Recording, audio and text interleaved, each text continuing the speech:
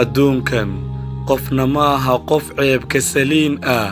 haddii aad qof kaga fogaato qalad uu sameeyey waxaad weligaa keli ku ahaanaysaa dunidan.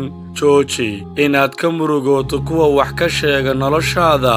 had iyo jeer waxaa jiraya qof aan fikrad ka haysan dhibka aad u soo martay iyo sidaaad u gaadhay halka aad joogto maanta. carabkaagu yaanu ka sheekayn ceebaha dadka kale, adiga laftaadu ceeb ayaad leedahay. qof kastaana carab ayuu leeyahay.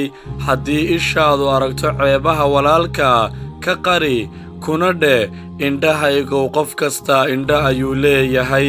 qofka ugu dambeeya ee maskaxdaada ku jira marka aad seexanayso habeen kasta iyo qofka ugu horreeya ee aad ka fikirto marka aad toosto subaxii waa sababta farxaddaada ama murugadaada. fahmadu way ka baaxad weyn tahay aqoonta. waxaa jira dad badan oo ku garanaya laakiin in yar baa ku fahmi karta. adduunkan marka aad ka tagto waxaa lagugu xusuusan doonaa wixii aad ka tagtay, xumaan iyo wanaagba. aakhiro marka aad tagto waxaa lagugu xisaabi doonaa wixii aad soo samaysay ee camal xun iyo camal wanaagsan ahaa. doorashada adiga ayaa iska leh inta aad nooshahay. haddii ay tahay wakhtiga ugu wanaagsanaa ama wakhtiga ugu xumaa, waa wakhtiga keliya ee aad haysato.